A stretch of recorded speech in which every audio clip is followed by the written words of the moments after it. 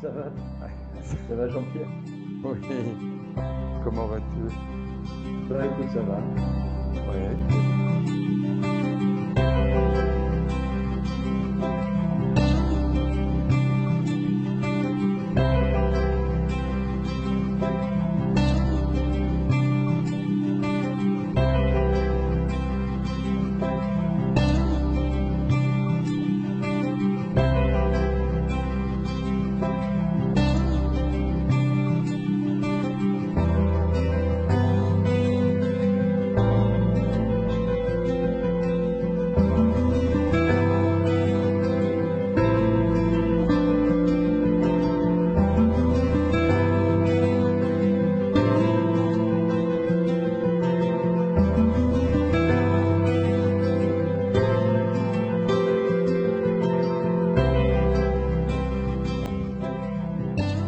Je sais pas si tu as regardé un peu la dernière vidéo. Ouais, je vais regarder en entier, c'est intéressant. Bah, c'est intéressant parce que tu dis beaucoup de choses et qui mettent les choses au clair, quoi. C'est très bien. À un moment donné, il y a Pascal qui dit, alors bon là, évidemment, elle me dit, elle dit, mais c'est ma conscience, quoi, tu vois. Elle dit, c'est ma conscience. Alors, évidemment, il y a toujours un moi qui peut, comment dire, se rajouter à l'infini, pratiquement. Moi, je me rappelle que quand, disons qu'Albert a abordé ce thème-là, quoi, de ma compréhension, ma conscience, mes sens, enfin, tu vois, moi, ça m'avait libéré parce que c'est un petit peu ce qui m'est venu, disons. Ça s'est fait tout seul, hein, j'ai pas réfléchi. Hein. Ça m'avait libéré parce que finalement, et je le vois encore aujourd'hui d'ailleurs, ça a rendu mon travail plus cool, quoi. Parce que ma compréhension, effectivement, et c'est tout simple, on peut dire, ben, c'est pas ma compréhension. Est-ce que c'est moi qui... Si on est simple, hein, il faut des gens simples. Hein. Parce que si tu dis ça à des profs, ils vont te sortir tout un tas de trucs. Comme disait Albert une fois, il avait reçu un type un peu intellectuel. Et je lui avais dit, mais arrêtez parce que je ne sais plus où j'en suis. Albert m'avait raconté ce truc, tu vois. Et il avait dit au type, mais arrêtez parce que je ne sais même plus où j'en suis. Parce qu'il crée mentalement, évidemment, tu vois, ça crée une confusion parce qu'il y a toujours des arguments. Mais si on a affaire à quelqu'un de simple, ben, c'est pas moi qui ai créé. Si on lui dit, est-ce que c'est vous qui avez créé l'intelligence? Non. Est-ce que c'est vous qui avez créé la compréhension? Non. Ben, c'est simple, quoi, tu vois, mais c'est une évidence. Et je me rappelle que chez moi, ça avait créé, il y avait eu une prise de conscience et ça avait créé une détente. Parce que du coup, ben voilà, je comprends, ça comprend, ça comprend pas, ça comprend pas. Enfin, tu vois, il y a des moments où on comprend, puis des moments où on comprend pas. Ça se fait ou ça se fait pas, puis ça se fait pas maintenant, ça se fera demain. Tout ça, on peut l'observer. Il y a des moments où on est fatigué, bah, on comprend pas, ça comprend pas. Puis des moments où on est reposé, il y a une grande fraîcheur. Moi, je le vois chez moi au travail. Hein. C'est facile à C'est-à-dire que observer. ce qui crée la détente, c'est qu'on commence à délier. On Ouais, commence à ne plus penser c'est moi qui suis intelligent, c'est moi qui comprends. c'est On ça. commence à rompre un lien. Voilà. Ouais. Et c'est ça qui détend. De se dire, Oui, bah, cette chose qui est là, spontanée, la compréhension, ou l'intelligence, ou toutes les facultés qu'on veut, ne m'appartiennent pas, elles sont là spontanément, elles sont offertes. c'est ça. Et ça détend naturellement. Ouais, ça enlève un poids, même. Enfin, tu Ah oui. vois. Puis ça donne, oui, une vraie détente, quoi. Et donc, bah, si on comprend, on comprend. Si on comprend pas, ben, ça viendra à un autre moment, quoi. Cette identification aux facultés de la conscience, en arrière-plan profond, crée des peurs. Il y a beaucoup de peurs, parce que tout le monde est identifié à ses Ouais, facultés, et tout au fond de cet arrière-plan, de cette identification, il y a la peur de ne pas comprendre, la peur de mon image vis-à-vis des autres, et ouais, on ouais. voit des gens très tendus, avec cette tension profonde, quasi inconsciente, parce que les gens, Ouais, enfin, ouais, la plupart des gens ne sont pas conscients de ça, mais Il y a une tension. Est-ce que je ne vais pas passer pour quelqu'un qui ne comprend pas? Mhm. Passer pour quelqu'un qui ne comprend pas, c'est ce qu'il y a de plus dur pour le moi, pour l'ego. Ah mon Dieu, je n'ai pas compris et je passe pour un idiot. Voilà, Mhm. le moi, on pourrait dire identifié à l'intellect, a peur de ça, de passer pour un idiot. Voyez? Je dis, voyez, tu vois. Ouais, d'habitude, on en est plusieurs. C'est pour ça. Ouais, d'habitude, on est plusieurs. Tu vois C'est cette peur profonde. c'est une peur animale, quoi. Enfin, moi, je sens ça comme une peur, comme un animal qui a peur. Je le vois un peu dans les... Quand je regarde certains films, d'ailleurs que je regarde plus, parfois, je vois bien, je sens qu'il y a quelque chose qui vibre, quoi, tu vois. Où il y a un trouble, qui est une peur, par exemple. Il peut y avoir une peur. Et puis, je me rends compte que c'est vraiment un truc qui est très profond, comme tu dis, mais qui est très animal, quoi. Je sais pas comment expliquer ça. Tu vois? C'est-à-dire qu'en surface, il n'y a pas de trouble. Parce qu'il y a une différence entre ce qui se passe en... Ça dépend de l'étage où on est, quoi. C'est-à-dire qu'au niveau, on va dire, de l'être, ou même au niveau de l'intellect, il n'y a pas de peur. Enfin, il n'y a pas de peur, quoi, tu vois. Mais en profondeur, au niveau des intestins, par exemple, tu vois, ben là, il peut y avoir un trouble. Ou juste au-dessus, au niveau du plexus solaire, tu vois, il peut y avoir un trouble qui est ressenti là, on va dire. Mais je sens que c'est vraiment un trouble qui est animal, quoi. Comme s'il y avait un animal qui était là et c'est lui qui réagit, quoi. Tu vois? Alors que, euh, on va dire, au niveau de l'esprit ou même au niveau de l'intellect, il n'y a pas de trouble, il n'y a aucun trouble. C'est vraiment quelque C'est-à-dire chose qui que est... ça fait combien de temps qu'on se prend et qu'on est identifié aux facultés de la conscience? Ça fait tellement longtemps que ces peurs profondes, elles se sont collées au corps. Elles sont, le corps les a enregistrées. Tu vois, c'est une peur qui a été répétée, répétée, répétée, et qui s'est enregistrée jusque dans les cellules du corps. On parle beaucoup de la mémoire des cellules. Le corps enregistre tout ça. Évidemment, quand il y a une discussion ou quand on est en société, c'est plutôt ça, on ne peut pas passer pour un idiot. Et il y a ces peurs en fond. Si on ne va pas porter des regards là-dessus, si on n'est pas dans l'éveil, si on ne remet pas ça en question, tu vois, ben, c'est quelque chose qui se défait, qui se défait, qui se défait, mais qui se détend, qui se détend, qui se détend aussi, et qui se Oui. libère, et qui se libère, et qui se libère. Tu Mhm. vois, on défait dans l'esprit des choses, on se détend dans la sensibilité, et les choses se défont après dans la mémoire des cellules, dans le corps même. Oui, Il n'y a écoute, mais pas on de... sent qu'il y a un noyau dur quand même, hein, on se rapproche d'un noyau dur, je sais pas comment expliquer, quoi, tu vois. Il y a ce type de réaction, tu vois. Moi, je parle surtout des films parce que c'est là que je le perçois. Parfois, au travail, je suis assez détendu, hein, quand même. Grâce au domaine spirituel, hein. On voit bien que tous ces regards, toutes ces prises de conscience, ça défait, comme tu dis, beaucoup de choses. Et donc, il y a une détente, quoi. Mais je sens qu'il y a un noyau dur, quoi. Que ce noyau dur, ça me paraît comme la partie un petit peu, celle qui réagit un petit peu, tu vois, Animal. comme- oui, comme un animal, quoi, vraiment. Et je la situe en bas, quoi, plutôt dans les. Bon, c'est vécu au niveau du plexus, parce que tout est vécu au niveau du plexus. Mais je sens que c'est quelque chose qui vient de plus bas que ça. Que c'est vraiment un peu animal. D'ailleurs, il y a un rêve que j'ai fait cette nuit et je voulais t'en parler, si tu es d'accord. Oui, oui, oui. Alors, au début, ça commence comme un rêve tout à fait, on va dire, classique. Je suis dans ma cuisine et je vois qu'il y a par terre comme des miettes, tu vois. Alors, je me suis étonné, je me dis, tiens, d'où viennent ces miettes? C'est simple, quoi.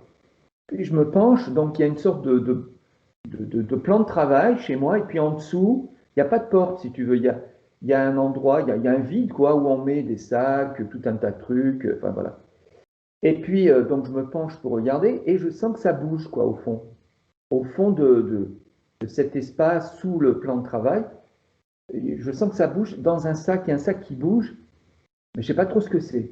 Donc, je me recule un peu. Je vois deux chats qui sortent de là. Il y a un chat noir et un chat blanc et noir. Et je me demande d'où ils viennent. Alors, donc, ils me suivent. Et moi, je m'assieds sur une chaise. Il y a le chat noir qui monte sur ma cuisse, comme ça. Et là, je le regarde et je vois qu'il a un visage humain. C'est un chat qui a un visage de femme. Alors, je le regarde, je vois que je suis un témoin, en fait, hein. Dans ce rêve, je suis le témoin. Et donc, je le regarde, mais il y a comme un gros plan sur ce visage de femme, avec un corps de chat. C'est un très beau visage, avec des très beaux yeux bleus. Une très belle, très beau visage, quoi. Puis là, je me dis, bon, ok, mais moi, j'ai pas envie d'avoir ces chats au milieu, quoi, tu vois. Alors, je bouge ma cuisse et puis le chat descend. Et puis, je vais vers la porte qui est juste à côté. C'est une porte vitrée, j'ai pas ça chez moi. C'est une porte d'entrée vitrée, complètement vitrée. Alors, j'ouvre la porte et puis les deux chats sortent. Puis, je referme la porte. Voilà. Puis là, le chat blanc et noir grossit, grossit, grossit, grossit, grossit. Alors, il a un visage d'homme, là aussi, mais avec des dents d'animal, quoi. Il ouvre la bouche, il est très en colère, il rentre dans une fureur même, et il me regarde. Alors, moi, je me grandis un petit peu. Je me grandis un petit peu pour l'impressionner, si tu veux, mais il se met à ma taille. Il est sur ses deux pattes, quoi. En fait, il y a toujours un corps de chat, et il se met... Alors moi, je me grandis le plus possible, et il se grandit à ma taille, et il me regarde alors, avec une fureur, et il ouvre sa bouche, et qui est donc d'humain, chat, il y a quand même des oreilles de chat, hein. Et là, il ouvre sa bouche, et il y a des dents, hein, mais incroyable. Mais dans le rêve, il n'y a aucune peur. Je suis dans l'être, dans le témoin, je ne peux pas expliquer. Il y a, voilà, il y a un regard, je le regarde comme ça, et puis, bon, lui, il s'agite derrière la porte, en fait, mais je le vois parce qu'il y a une vitre, et puis ça s'arrête. Voilà. Je me suis dit, je sais pas, je pense que ça a un sens intérieur, quoi, tu vois. Je sais pas ce que tu en penses. Mais je Oui, oui, comprends oui. pas vraiment, euh, je comprends pas vraiment, quoi, tu vois. Euh, c'est intéressant parce que le plan de travail, c'est le conscient. Et le vide en dessous, c'est l'inconscient. Tu vois? Le plan de travail, c'est où tu travailles et où tu fais les choses. Mais Oui, je fais la cuisine. tu fais la cuisine et c'est clair, tu sais ce que tu fais. Ouais. Mais il y a quelque chose en dessous euh, qui, qui paraît vide. Et ce qui est rigolo, c'est que ce sont des petites miettes qui attirent ton attention. Oui, C'est par des petites choses que ton attention, c'est-à-dire la lumière de ta conscience, va être attirée par ces sacs qui sont en dessous du plan de travail, qui sont dans ton inconscient. C'est pas mal, donc tu jettes un œil sous le plan de travail, dans ton inconscient, et il y a ces deux chats. Les oui. chats, avant de parler de ton rêve, tu parlais d'animalité, tu parlais de réaction animale. Eh bien voilà, ce sont les instincts. Ces deux chats, ce sont tes instincts. Il y en a un qui est noir. Le noir, alors il monte sur tes genoux, c'est ça, je crois? Oui, c'est ça, c'est ça. Les deux montent sur tes genoux? Non, Il n'y a il y que en a le un. noir, le féminin, on va dire, le chat femelle, on va dire. Il monte Ah, sur mes genoux, et là, je vois elle a un visage de femme. Des très beaux visages, en fait, ah. avec des très beaux yeux bleus, et elle me regarde avec un petit sourire, mais c'est un chat très calme, quoi, tu vois. Alors, Et l'autre est par terre. ce qui est intéressant, c'est que cet instinct animal, qui est plutôt attiré par les femmes, on va dire, qui est plutôt le reflet de ton attirance pour les femmes, tu en veux plus trop. C'est plus trop ton truc, quoi, si tu veux. Et Ah ouais. et tu le fais descendre de tes genoux, tu le mets de côté. c'est ça. Voilà. Et puis, finalement, tu te dis, ces deux instincts, ben, j'en veux plus dans ma maison. Ça. Voilà. Ce qui est bien dans ton rêve, c'est que la porte est vitrée, donc ce qui veut dire que la lumière peut rentrer par la porte. C'est pas quelque Ah chose oui, de cloîtré, c'est c'est quelque ça. chose où on peut voir à travers la porte. Et tu mets ces deux chats dehors. Oui, Et il y en a un qui grandit, qui grandit. Alors, il va peut-être y avoir chez toi une réaction vis-à-vis d'un instinct. C'est un chat qui a une tête d'homme, tu me dis. oui, Donc voilà, ce serait plutôt l'ego, le moi, et qui va réagir certainement, ou qui réagit. Et tu n'ouvres pas la porte, tu le laisses dehors, ce qui veut dire que ces deux instincts-là, le féminin et celui qui a la tête d'homme, était blanc et noir. oui, Oui, ça veut dire qu'il y avait quelque chose qui était conscient d'un côté et inconscient de l'autre.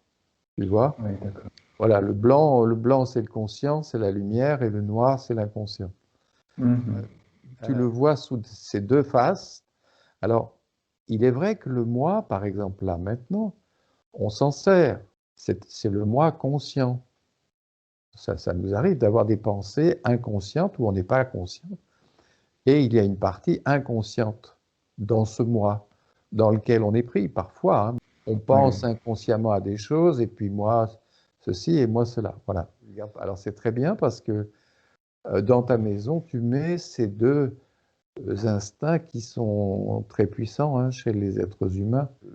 L'attrait féminin, tu le mets de côté, et le moi, c'est-à-dire l'animal à tête d'homme, celui-là, tu le mets dehors aussi. oui. Il n'est pas content. Et il n'est pas content. Mais en fait, il peut rien faire parce que dans le rêve, tout ce qu'il peut faire, c'est râler, quoi. Je le vois à travers la vitre, enfin la porte, c'est une porte, et il râle, quoi. Il est en colère, quoi, tu vois. Oui, oui. Mais c'est tout ce qu'il peut faire, en fait. Oui, Voilà. c'est tout ce que peut faire le moi, finalement, puisqu'il n'est Mhm. l'auteur de rien. Il peut se mettre en colère, il peut réagir. La plupart des gens qui réagissent, il y a le moi derrière. Oui, C'est le moi oui. qui réagit. Il faudrait faire un peu le tour des réactions, parce que il y a des réactions spontanées et qui sont de l'ordre d'une réaction intelligente, si tu veux. Sauver quelqu'un qui va se noyer, eh bien, c'est une réaction. Mais c'est intelligent, c'est quelque chose Mhm. d'humain, c'est quelque chose qu'il faut faire. Ou aider quelqu'un qui va pas bien, ou ce sont des réactions, Ouais. mais ce sont des réactions humaines. Maintenant, un moi qui réagit parce que moi, qu'est-ce qu'il m'a dit, et moi je vais faire ceci, et Ouais. moi je vais faire cela, bien. Bon, bah ça c'est le moi, voilà. C'est mécanique. Celles-là, elles sont mécaniques, en fait. Moi, quand je les vois chez moi, c'est ce type de réaction, c'est vraiment mécanique. Mécanique dans le sens de conditionner, dans le sens de préprogrammer même. Oui, oui, si on est dans l'éveil, on voit tout de suite que la réaction et que ce qui réagit, c'est quelque chose de mécanique. Ouais.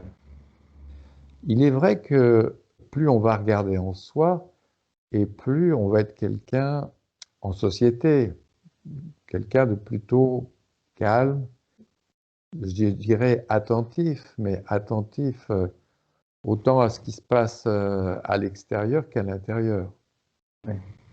C'est rigolo parce que souvent j'assiste à des conversations où des gens parlent, je les écoute, mais je vois bien comment ça se passe à l'intérieur. J'accorde un peu d'écoute à ce qui est dit, parce qu'en général, ça ne m'intéresse pas. Ce sont des choses sociales, des choses du travail dont bien, il faut porter une certaine attention, il faut porter une certaine écoute, mais ça ne m'intéresse pas. Donc, j'accorde un peu d'attention, mais je fais beaucoup plus attention à ce qui se passe à l'intérieur. C'est rigolo, c'est une conscience qui est un petit peu... Qui fait l'aller-retour. oui, un genre d'aller-retour, ou alors qui En- accorde un petit peu de lumière à la conversation sociale extérieure, mais qui porte vraiment une grande attention à ce qui se passe à l'intérieur. Je me rends compte que ma sensibilité n'aime pas être embarquée. Je vois des gens qui s'excitent autour de moi dans le travail. Je ne sais pas, parce qu'ils y croient simplement, ou je ne sais pas, ils veulent faire... vraiment, c'est que la sensibilité ne veut pas se laisser embarquer dans ce jeu. Que la sensibilité veut être toujours dans son calme, quoi qu'il arrive à l'extérieur. Alors j'accorde une écoute je dis je, hein, mais enfin bon. La conscience accorde une écoute à l'extérieur, mais elle reste toujours très consciente de ce qui se passe à l'intérieur. Voilà. De façon à ce que le calme persiste, quoi qu'il se dise à l'extérieur, quoi qu'il se fasse, quoi qu'il se... Voilà. J'essaye de dire un petit peu comment ça se passe à l'intérieur. Oui, oui. Il faut y croire, disons. Enfin, moi, un petit peu ce qui se passe, c'est un petit peu ce que tu dis d'ailleurs. Bah, toi, tu le dis d'une autre manière, peut-être. Tu dis que ça t'intéresse pas vraiment. C'est ce que tu disais là. En fait, moi, je le vois quand mes collègues parlent de travail, c'est un peu la même chose. C'est que j'y crois pas, quoi. Tu vois, je n'y crois pas du tout, même. Donc, généralement, je me tais, je dis rien, en fait, hein. J'écoute parce que je suis là, et puis je laisse dire, c'est tout. Après, je vois bien, comment dire, je dis je, mais je peux voir l'incohérence de certaines choses qui sont dites, quoi, tu vois. Oui. Voilà, ça, il y a des choses qui apparaissent, mais c'est pas un moi qui réfléchit, qui parle, pas du tout. C'est des choses qui se présentent, des incohérences qui se présentent spontanément, disons. Et voilà, c'est le regard qui s'exprime spontanément et qui montre que certaines choses, pas tout, mais certaines choses qui sont dites sont incohérentes ou partielles, quoi. Il manque des choses, il manque du regard, quoi, de la vue, tu vois. C'est tout. Donc voilà, je laisse parler. Tu vois, si on commençait à parler vraiment, il faudrait reprendre tout ce qui a été dit et essayer avec les autres de regarder un peu est-ce que ce qui a été dit, voilà, ça tient debout, quoi, tu vois. Donc ça, c'est pas possible. Là où je suis, c'est pas possible. Donc il reste qu'une seule possibilité, c'est se taire. Et puis écouter, voilà, et puis voilà. Mais puis de toute façon, j'ai plus une nature passive-réceptive, plutôt que je parle pas beaucoup, quoi. En général, je parle pas beaucoup. Donc ça me va bien, voilà. C'est un peu la même chose que toi, ça ne m'intéresse pas. Oui, parfois on se demande pourquoi la vie nous met dans tel ou tel contexte.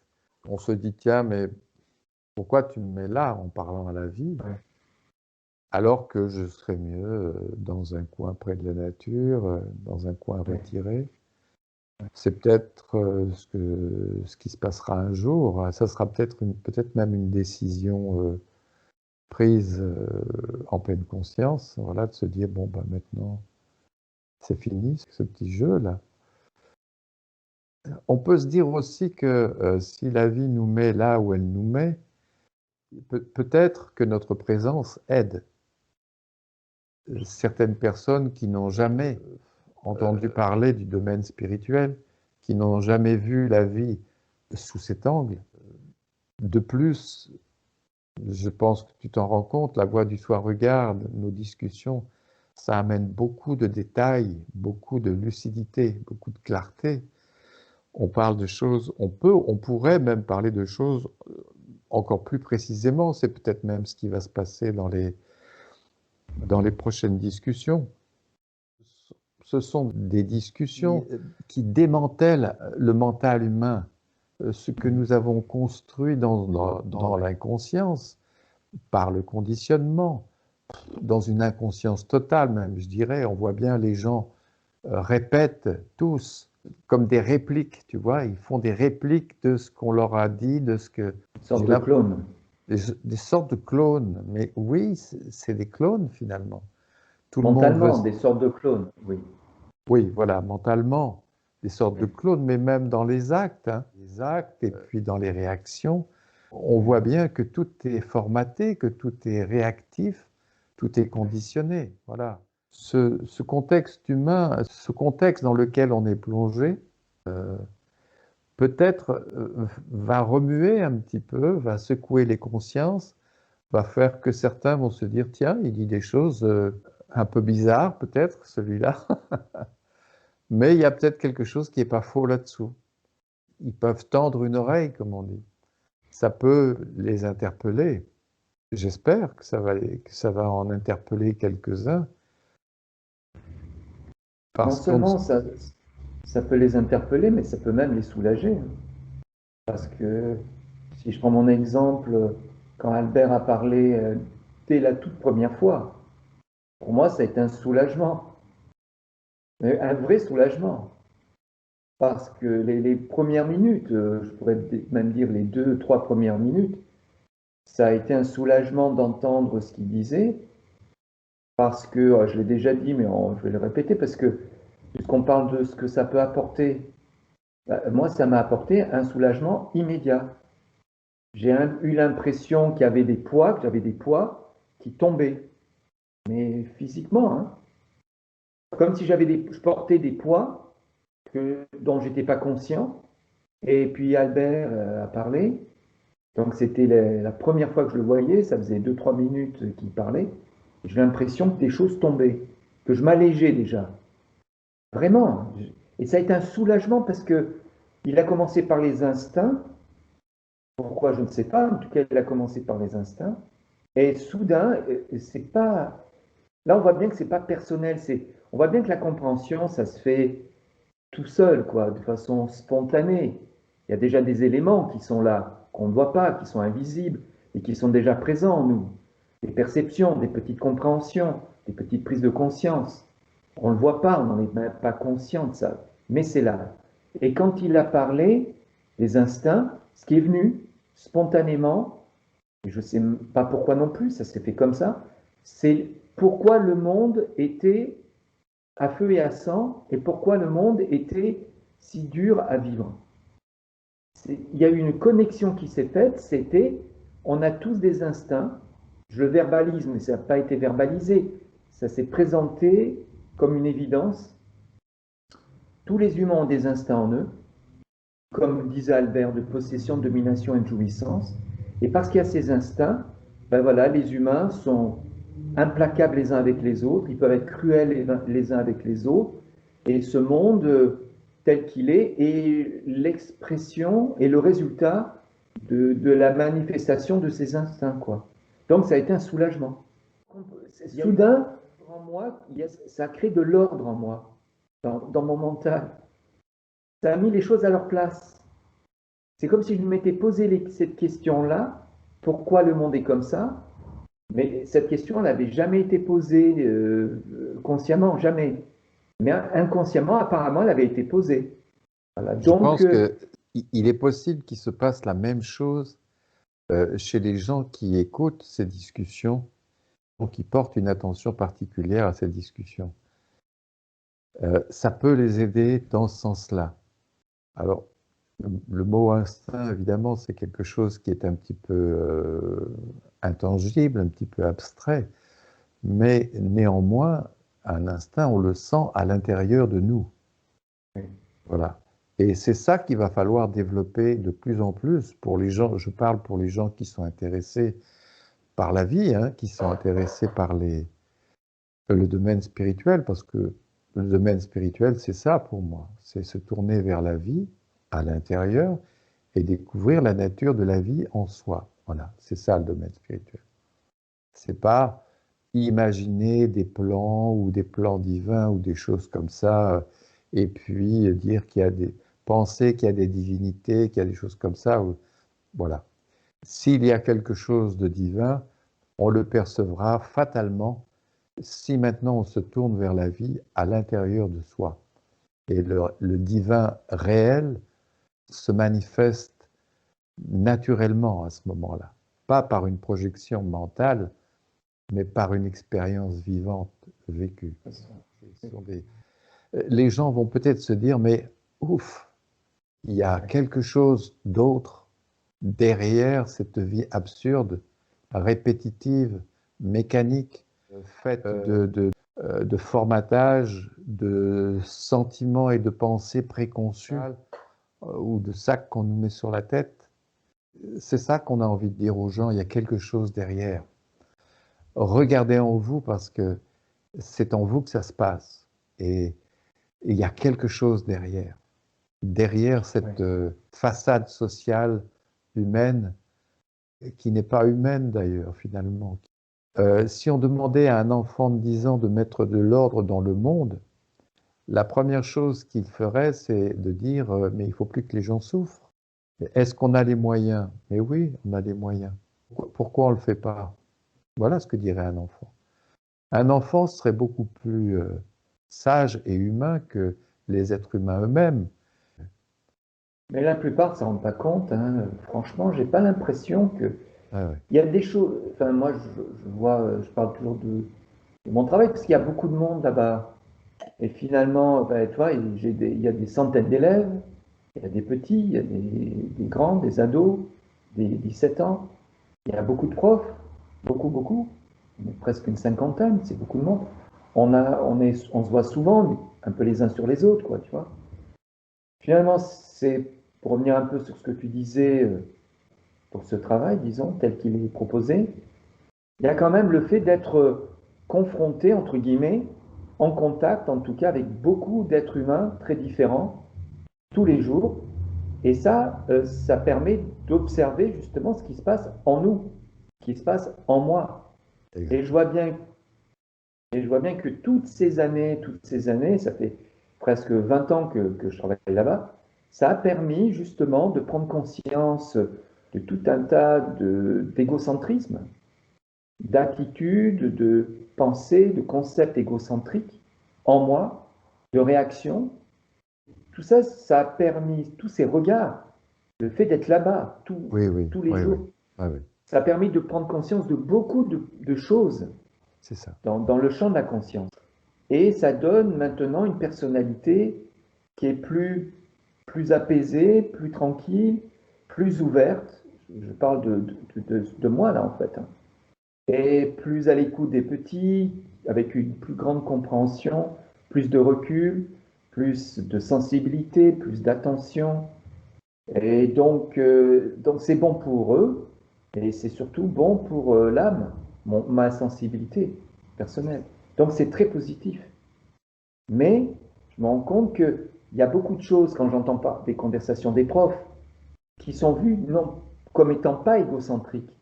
Tu vois, ce qu'on fait, ce qu'on désire, les désirs notamment, c'est pas vu du tout comme étant égocentrique. C'est vu au contraire comme quelque chose d'important. Il faut en avoir. Si on n'en a pas, on est une sorte de, je sais pas, un peu, d'être humain un peu étrange, quoi, tu vois. Si on n'a pas beaucoup de désirs et si on fait pas beaucoup de sorties, beaucoup de voyages, beaucoup de soirées avec beaucoup d'amis, avec beaucoup d'excitation, si on fait pas ça, on n'est pas à côté, on est un peu à côté de la plaque, quoi. On est un petit peu étrange, quoi, tu vois.